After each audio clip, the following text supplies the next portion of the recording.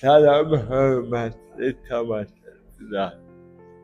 Fərəhin yeni layihəsilər bu gündən start verir. Layihəmizin adı Bir Addım Bir hikayə. Bir Hekayə. Təsadüfi deyil ki, layihəmizin rəhbəri məhz Buğay İsmayılovdur. Buğay, xoş gəlibsən. Çox sağ olun. Özünü necə hiss edirsən? Çox gözəl. Yəni bu cür layihəyə başlamaq çox böyük bir şərəfdir əslində. Çoxdandır ayrımı gördü. Bəli. Bir neçə zamandır sizlərimiz danışırdıq, etmək istəyirdik. Qismət bu günə imiş. Bu gün də Bəli. başladı. Çox gözəl oldu. Buğay, həyatda səni bugünkü insan edən ən önəmli təcrübə hansıdır? Çox gözəl sual verdiniz. Əslində bu insandan hər bir insan özünə bu sualı bir dəfə verməlidir məncə. Mən də. Yəni həyatda əslində bir təcrübə kifayət etmir ki, bizi biz eləsin. Bəli. Əsasən bizim götürdüyümüz, əslində bizim etdiyimiz hər səhv belə bizim üzümüzdür. Çünki ondan bir nəticə çıxara bilsək. Biz Çıxarda bilsə. bəli, əlbəttə ki, çıxara bildiyimiz hər nəticə bizim həyatımıza, bizim günümüzə yeni bir başlanğıcdır. Bu sualı özümə də çox verirəm. Və bu sualı sənə də verirəm. Biz müəyyən qədər fiziki məhdudiyyətimiz var. Heç düşünübsən, fiziki məhdudiyyətimiz olmasaydı, bugün biz harda və necə olardı? O sualı mən əslində dəfələrlə vermişəm özümə. Yəni mənim depressiyada olduğum zamanlar çox oldu. Mənim özümə qapandığım zamanlar çox oldu. Ağladığım vaxtlar oldu bəzən ki, yəni mən niyə belə əlil vəziyyətdə oldum? Mənim günahım nə idi ki? Çox isyan edirdim. Fikirləşirdim ki, mən yəqin ki, əlil olmasaydım, bəlkə də bu dəqiqə hər kəsdən çox yüksək səviyyədə olardım. Ancaq baxırdım da, yəni mən tartışlarım, əlil olmayan insanlara baxırdım. Ən savadlı insanlar belə, ən yaxşı insanlar belə bir yerdə dayanır zaten. Yəni bəlkə də mən əlil olmasaydım, bu düşüncə qabiliyyətim olmazdı. Bu qədər irəliyə gedə bilməzdim.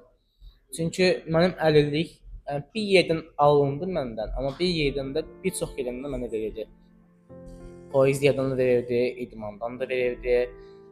Bir çox yerdən mən alıb götürmüşəm əlillik vasitəsilə. Poeziya demişsən, izləyicilərimizin çoxu da bilir ki, sənin bir yazı qabiliyyətin var. Mən istəyirəm bölüşək. Necə oldu yazmağa başladın və ilk olaraq nədən yazmağa başladın? Mən ilk zamanlar yazanda səhv deyirəmsə 4-cü sinifdə oxuyurdum. Hətta. Bəli. Onda mən həmin zaman mənim xəyalım olub ki, hərbiçi olum. Həmişə mən onun xəyalını qurmuşam ki, mən sağ olacağam, gedəcəm hərbiyə, hərbiçi olacağam. Mən bunun xəyalına böyümüşdüm. Mən vətənpərvərlik, yəni ruhu var, sadəcə mənə bölüşəcəyim insan yoxdur. Mən də fikirləşdim ki, kimdən bölüşə bilərəm? Başa düşdüm ki, bölüşə biləcəyim insan yoxdursa, kağızla bölüşə bilərəm sadəcə. Bir qələm, bir kağız. Başqa heç kəs məni anlaya bilməz. Kağızı, qələmi götürdüm, yazmağa başladım. Birinci şeirim gözəl oldu, ikinci şeirim gözəl oldu. Ondan sonra baxdım ki, bir zaman sonra hərbiyə gedə bilmədim. Hərbidə iştirak edə bilmədim. Çox təəssüf, ən böyük xəyalım idi. Amma deməli bu cür qismət imiş. O zamanlar ilk yazdığın şeylər yadındadır. İlk dinləyicisi kim olur? O zamanlar ilk yazdığım şeylər, səhv deyirəmsə, anam, bir də babam.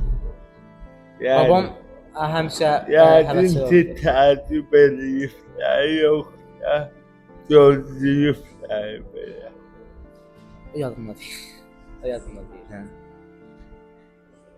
çətin anlarda səni ayaqda saxlayan hər kəsdə bir daxili güc var. Sən o gücü haradan tapırsan? Mən o gücü əslində keçmişimdə tapdım. Çünki bizi var eləyən bizim keçmişimizdir hər zaman. Düzdür, belə bir söz var, keçmişindən asılı qalma, gələcəyə gedə bilməzsən. Keçmişini unutma, gələcəyini yaşaya bilməzsən. Biz keçmişimizdən asılı qalsaq, əlbəttə ki, gələcəyimizi inkişaf edə bilmərik. Keçmişimizi unutsaq, gələcəyimiz üçün çalışa bilmərik.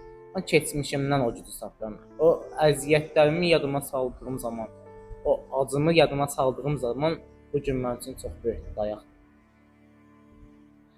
Bu da həyatda bacardım dediyin sənin üçün xüsusi bir an olur deyəndə vəssalamda bacardım. Bəli. Nə o? Hətta bu bir neçə dəfə oldu.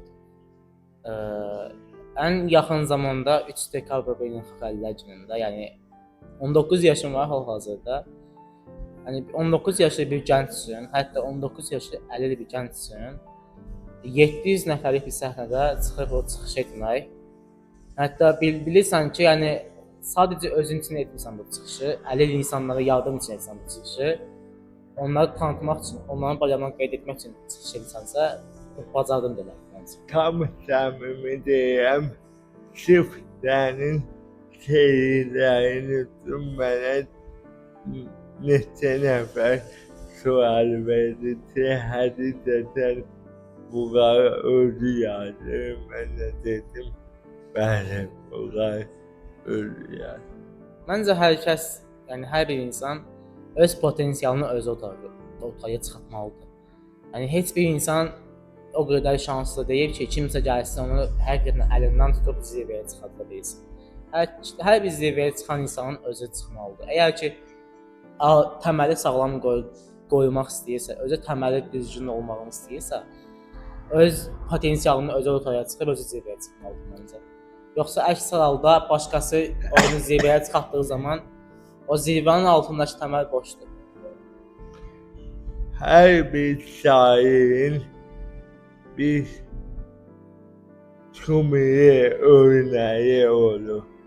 Sen hangi şaire bakıp özünde motivasyon yaradım. Yani Mikail Mişik. Gənc yaşda böyük eşq, böyük həsrət, bir sürgün, çox qısa vaxtda tükənən bir hekayə. kısa ama büyük Çox bir böyük bir həyat. ömür. Aynen. Əlilliyi olmayan insanların çok var anlamadığı ama onların bilməli olduğu ne var sende? Əlilliyi olmayan insanların bir çoxu əllərində əslində sərvət var. Amma Sağlam, diyorum. bir çox sağlam insanlarda sərvət var. O sərvət heç zaman düşmür. Məsələn, çox qısa bir məsəl çəkeyim. Mən bu gün evdən buraya gəlmək üçün əslində çox böyük bir zülm çəkirəm. Buna siz də daxilsiniz. Hə. Hətta bir çox əlil insana daxildir. Ancaq ki, bir çox əlilliyi olmayan şəxs bunu rahatlıq edə bilir. Ama Bəzən- əlində bəli. değil. Bəzən yəni yadıma gəlir mənim mən bir otaqdan bir otağa öz suyumu götürüb içmək üçün gedə bilmirdim. Məcbur idim kimdənsə asılı qalım. Ancaq ki, əlil insanlar bunu başa düşür, bir çox əlil olmayan insanlar belə öz potensialını başa düşmür, isyan edir. Yəni söz şərt o deyil ki, gedib özünü canını qoyasan ortalığa, vuruşasan, nə bilim özünü məhv edəsən. Sadəcə öz hər halına şükür eləməlisən. Evet. Əgər ki bu gün öz suyunu götürüb içə bilirsənsə, bu çox böyük bir bacarıqdır. Çıxıb təmiz havada hava ala bilirsənsə, bu çox böyük bir bacarıqdır. Mənim yadıma gəlir, mən 5 ilə yaxın təmiz hava üzü görmədim. Sadəcə otağın içində qaldım. O anları necə hiss edirəm, biraz mənim üçün çox maraqlıdır. Onlar əslində o zamanlar mən üçün başa düşmürdüm, uşaq idim. İndi başa düşürəm ki, mən eləyən o anlar oldu. Mən eləyən Mən burada bir şey yadıma tutdu, paylaşdım. Mənə orta məktəbə getməmişəm. Vağdal deyilən bir ərazidə ev müəlliməsi var idi. Hər dəfə mən ora gedəndə demək olar hər gün yıxılırdım və bir çox hallarda da şalvarım yığılırdı. O zaman yadıma gəlir, hər yanımdan keçən belə bir söz deyirdi ki, bunun anası ölüb, bunu yetədi. Mən sonradan anladım ki, elə sənin dediyin kimi, elə mən edən o yıxılmaqlar olub və nə yaxşı ki, anam məni özü aparmayıb. Mən hər gün yıxıla ta o şeylər həqiqətən mənə bir dərs verdi, mənə bir motivasiya verdi və bir fayda verdi. Həqiqətən hər biz ziyan bildiyimiz şeylərdə xeyir var. Xeyir bildiyimiz şeylərdə də ziyan var.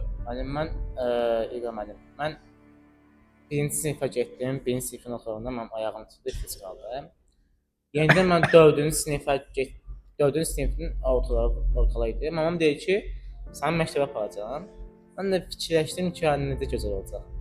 Amma əslində gözəl idi. Sadəcə bizim cəmiyyətimiz ona hazır deyilmiş. Mən məktəbə getdim. Bir dəfə yadıma gəlir. Yağışlıq idi, qış ayı idi. Hardasa yanvar, fevral bu aylar idi. Məktəbin də həyətindən içəri girdim. Məktəbin öz içərisindən gediyim zaman sürüşkən su idi. Sürüşdüm onda, yıxıldım. Bütün hərəkət başıma toplandı. Sadəcə bir yenə o söz deyir ki, bunun anası bunu niyə bu zülmə verir, zülm verir. Ancaq fikirləşməlilər ki, onlar üçün adi olan bir şey əslində məktəbə gəlmək mənim üçün böyük bir bacarıq idi.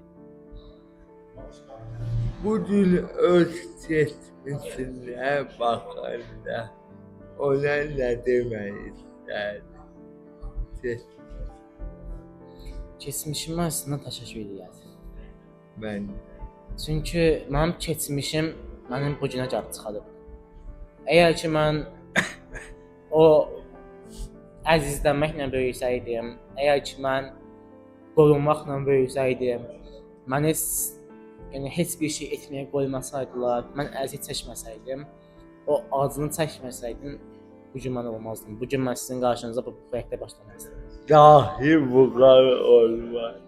Ona demək əslində Əslində biz səndən daha böyük şeylər gözləyirik. Hər insanın həyatında bir dəyişim nöqtəsi olur. Bəzən mənə görə də bu nöqtə bir dənə olmur da, məsələn, bura kimi bir dənə olub, buradan sonra bir dənə də hadisə olub, daha da dəyişir. Sənin üçün o hadisə varmı və o günü xatırlayanda ilk ağlına nə gəlir? Mənim üçün səhv etmirəmsə mənim həyatımda iki dəyişim nöqtəsi olubdu. Birinci dəyişim nöqtəsi mənim 8-ci sinifdə oldu. O dəyişim nöqtəsi mənim üçün həyatımda çox böyük bir dəyişim nöqtəsi idi. Necə böyük bir dəyişim? Mən ev həyatından tamamilə cəmiyyətə atılmışdım. Ancaq ki, düzgün cəmiyyət deyildi əlbəttə ki. Mənə başa düşməyən, məni Hacı olmayan. Bəli. Mən ilk zamanlarda o cəmiyyətdə sanırdım ki, o cəmiyyətin üzvüyəm. Sonradan anladım ki, o cəmiyyətin üzvü deyiləm. Mən o cəmiyyətə aid deyiləm. Çünki o cəmiyyət zaten cahillik üçün çalışır. Mən 11-ci sinifdə başqa bir dəyişən nöqtəsi keçirdim. Başqa bir cəmiyyətə keçdim. Başa düşdüm ki, mən bu cəmiyyətə aidəm. Çünki bu cəmiyyət cahillikdən çıxdı. Hansı cəmiyyət? Fərəz sosialist nədir? Yəni mən öncə fikirləşirdim ki, ətrafımda əlillik şəxsləri olmayanda fikirləşirdim ki, sadəcə problem məndədir. Heç kəsdə problem yoxdur. Artıq fərəz sosialist mənbəyinə gəldim ki, o zaman gördüm ki, əlilliyi olmayan insanın belə əlilliyi var aslında. Hər bir insanın birisi. Qüsuru olmayan insan heç zaman yoxdur. Mükəmməl insan heç zaman yoxdur. Həqiqətən də cəmiyyətdə kimlərəsə kömək edə bilirsə fərəz sosialist birliyi olaraq bu Allahın bizə verdiyi bəlkə də ən böyük xoşbəxtlikdir. Buna görə də Yaradana sonsuz təşəkkür edirəm ki, bu işdə bizə yardımcı olur. Bu da suallarımızın sonlarına yaxınlaşırıq və əminəm ki, maraqlı bir veriliş əldə ediləcək. İnsanların sənə baxışında səni incidən bir şey varmı və ən çox nəyin? Əslində insanlar fərqlidir. Necə fərqlidir? Bəzi insan növləri var ki, həqiqətən çox səmimiyyətlə baxır, çox səmimi hisslərlə baxır. Bəzi insanlar paxıllıqla da baxa bilir. Bəzi insanlar yazıq vəziyyətinə baxa bilir. Əksi də odur mən. Yazıq. Əslində yazıq vəziyyətinə baxmaqdan çox paxıllıq məncə daha çox pisdir. Çünki zaten bilirsən ki, bu insan özü zaten cahildir ki, deməli bu insan sənin yazıq gözünə görür. Çünki səni tanımadan belə sənin yazıq gözünə görə bilirsə, bu insan deməli cahil bir insandır, tanımır səni. Amma ən pis baxış məncə paxıl baxış. Xainliklə baxan baxış. Uşaq vaxtı durduğun xəyallardan itirdiyin olub. Bəli. Yəni mənim həmişə xəyalım dediyim kimi hərbçi olmaq istəyirdim. Və Dəniz onu göllərində. hansı xəyalla əvəz edərdin? O deyək IT sayəsində. IT sayəsində, kompüter sayəsində. Səni həqiqətən anlayan bir insan olub bu. O an belə deyim, səndə nə dəyişdi? Bildin ki, o insan həqiqətən səni anlayır. Elə bir insan oldu, o insanın həqiqətən mənim üçün dəyəri çox böyükdür, hədsiz böyükdür. Durumu Hal-hazırda yanımda deyil. Yəni dəqiqə hal-hazırda çox uzaq bir nöqtədədir. İki insan oldu həyat məndən çox iyi, o qədər anlayan, bir anam, bir də o insan oldu. Anam zaten mən həmişə anladığı üçün bir başqa bir hiss olmuşam zaten. Amma o insanın məni anladığını hiss edəndə mən o zamanlar o cahil cəmiyyətdə idim. Tamamilə fərqli bir hiss idi. O hissi danışa bilmərəm. O qədər çox böyük bir hiss idi mənim üçün. sonda cəmiyyətə demək istədiyin, amma heç vaxt səndən soruşulmayan bir söz varmı? Əslində danışası çox söz var. Yəni cəmiyyətə deyiləcək çox söz var əslində. Çünki bizim cəmiyyət bəzən yox, hətta bir çox zaman önündəki insanı anlamadan qınamağa çalışır. Sən niyə çalışmırsan? Sən niyə etmirsən?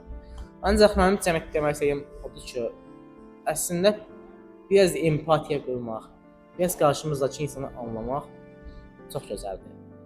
O insanın sevincinə şərik olmaq, üzüntüsünə şərik olmaq o deməkdir ki, biz insanıq deməkdir. Ümid edirəm içməyişimiz çox maraqlı oldu. Yəni həqiqətən zövq sonra tamaşaçılarımıza ne söylüyor? Bu bizim yeni proyektimizdə hər kəsi izləməyə dəvət edirəm. Məncə bu proyekt tutacaq və bizim bu proyekt bir neçə az gününü keçirə bilərik bəlkə də bu proyektin. Ümid edirik. Mənim sizə bu qarantiyam ola bilər ki, bu ilk və son deyil. Bu yeni başlanğıcdır və yeni qonaqlarımızla hər zaman qarşınızda olacağıq. Sadəcə siz özünüzə inanın, özünüzə güvənin, özünüzü sevin, həyatı sevin, cəmiyyəti sevin. Ən pis halda belə havadakı o gözəl qoxunu sevməyə bacarın. Belə hörmətli tamaşaçılar, bayaq dediyim kimi ümid edirəm maraqlı bir veriliş oldu. Hiç veriliş olmuyor. Maraqına baxmayaraq.